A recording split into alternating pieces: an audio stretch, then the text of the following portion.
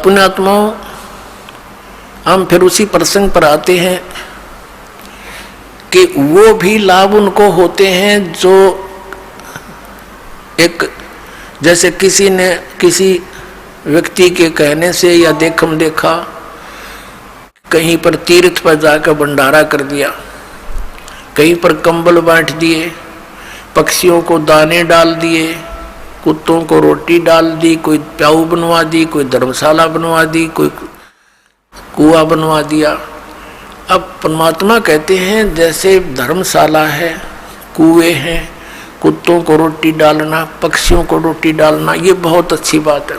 यह तो उपदेशी को भी चाहिए, अगर ऐसा वो कर सकता है तो कर सकता है। लेकिन मंदिर वगैरह में कहीं दान नहीं देना, मंदिर वगैरह नहीं हमने बनाने, क्योंकि हमने अपने मन मंदिर में पूजा करनी है उस परम पिता परमात्मा की, या अन्य किसी गुरुद्वारे में, मस्जिद में, चर्च के बनाने में हमें कोई सहयोग नहीं देना, क्योंकि हमने उन्हीं क्रियाओं पर अपना पैसा लगाना है जिससे हमें प्रभु मिले। और जो आदेश दास का हो, वो आदेश दास का क्या होगा, जो परमात्मा का विधान होगा उसी तरह करना है। और हमारे लिए कोई मंदिर, मस्जिद, गुरुद्वारे ये अनादरणीय नहीं है, लेकिन उनमें केवल वो महान आत्माओं की, महापुरुषों की मूर्तियां रखी हैं। उन मूर्तियों से, या वहाँ जैसे गुरु ग्रंथ साहिब रखा है, गुरु ग्रंथ साहिब में लिखे वर्णन के आधार से हमने क्रियाएं करने से मोक्ष होगा। केवल किसी गुरुद्वारे के अंदर और गुरु ग्रंथ साहिब को रखकर ही उसका आदर सत्कार करते रहने मात्र से नहीं, आदर सत्कार तो सबका करना। जैसे मूर्ति है, एक सेब की मूर्ति है, सेब की मूर्ति तो प्रेरणा करती है कि ये सेब है, इतना बढ़िया होता है, इसके खाने से क्या लाभ होता है। लेकिन वो पत्थर की मूर्ति सेब वाला काम नहीं करती। वह मूर्ति जरूर है उस पत्थर, उसकी वो अनादरणीय नहीं है, लेकिन वो मूर्ति सेब वाला काम नहीं कर सकती। जिन भगवानों की तुम मूर्ति बनाए रखे बैठे हो, वो मूर्ति वो काम नहीं कर सकती जो भगवान करेंगे। और उन भगवानों से लाभ लेने के लिए उनकी प्राप्ति के मंत्र भी इस दास के पास है, जो सबसे पहले वही दिए जाते हैं जिससे वो आपको कुछ लाभ दे सकेंगे। तो इस कारण से उन मंदिर, मस्जिद, गुरुद्वारों में परमात्मा की खोज में नहीं जाना, ये मनाही है। अब क्या आ गया, प्रश्न आता है कि जैसे ये भी धर्म करते हैं, गुरु बना नहीं रखे, और बना रखे तो नकली बना रखे हैं, उनसे कोई लाभ नहीं होगा। और फिर उनसे भी लाभ होता है, कैसे? और फिर ये भी कहते हैं कि जैसे कर्म करोगे फल तो मिलेगा ही मिलेगा, अवश्य मिलेगा।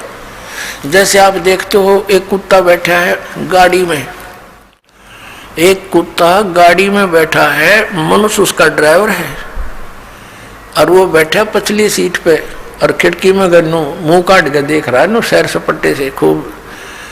अब उस कुत्ते के रहने का एक अलग से रूम, उस रूम में एसी लगे होते आजकल, और महीने में एक बार दो बार जो है ना वेटरनरी सर्जन उसकी जांच करने आता है, डॉक्टर, और सुंदर शोधित उसको जल और शोधित उसको आहार मिलता है, और उसका रहता कोठी में, और ड्राइवर उसका मनुष्य है आज के दिन।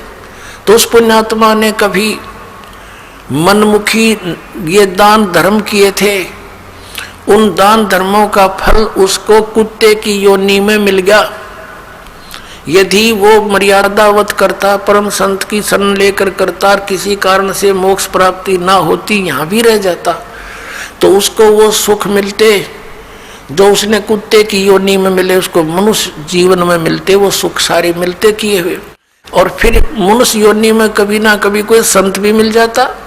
अब उसने जैसे जिसने मनमुखी दान किए, धर्म किए, कुत्ते की योनि प्राप्त कर ली। एक मनुष्य को सुविधा नहीं आज के दिन, ऐसे उन कुत्तों को सुविधाएं हैं, तो उसने सारा पुण्य अपना कुत्ते की योनि में खत्म किया, फिर बन गया सुअर।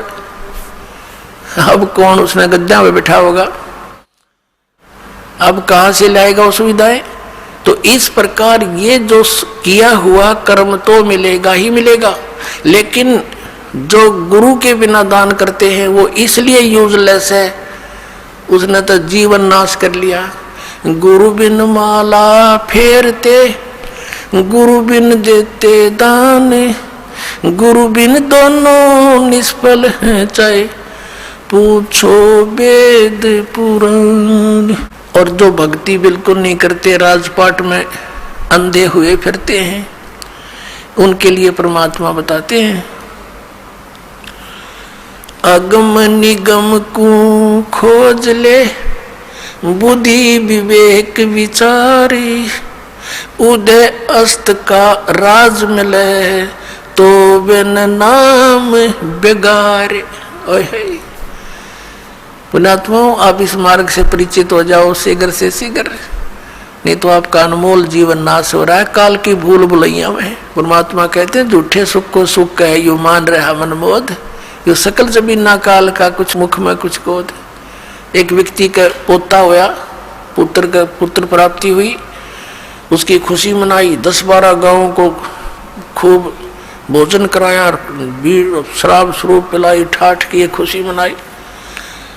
और अगले वर्ष जन्मदिन मनाने से पहले ही मर गया पोत्र। अब टक्कर मार रहे हैं, अब मना लो खुशी, जमा लो 12 गांव में। परमात्मा कहते हैं, झूठे सुख को सुख कहे यू मान रहा मनमोद, ये सकल जमीना काल का कुछ मुख में कुछ कोद। इस काल भगवान को, सर पुरुष को श्राप लगा हुआ है 1 लाख मानव शरीरधारी प्राणियों का नित आहार करने का। ये जिस कारण से अपने तीनों पुत्रों रजगुण ब्रह्मा सतगुण विष्णु तम गुण शिव जी से ये सती थी, ये अपनी फसल ये बवा रखी है, इसने संभाल रखी है, सारी व्यवस्था इनके हवाले कर रखी है, इन्हीं से करवा रहा है। ब्रह्मा जी के रजोगुण से हम यहाँ पर संतान उत्पत्ति करते हैं। जैसे मिर्च का छौंक लगा, जीव के बस का नहीं, वो छींक ना आवे, तो ऐसा प्रेशर है यहाँ सभी प्राणियों पर संतान उत्पत्ति करने का, फिर यहाँ के राजपाट सब ठाठ करने का, व्यवस्था करने का, उस गुण के कारण दबाव है। फिर सती थी मोह ममता, ये विष्णु जी के अंदर से निकल रहे सतोगुण के प्रभाव से। फिर ये संहार करने वाला तो ये शंकर भगवान है ही। तमोगुण के कारण हम आपस में लठ बजा दे, एक दूसरे ने मार डालने, कत्लेआम कर देते हैं, राजा लोग एक दूसरे पर लड़ाई कर नाश कर डालते हैं। तो ये सारा बूचड़ खाना इस काल ने बनवा रखा है यहाँ पे।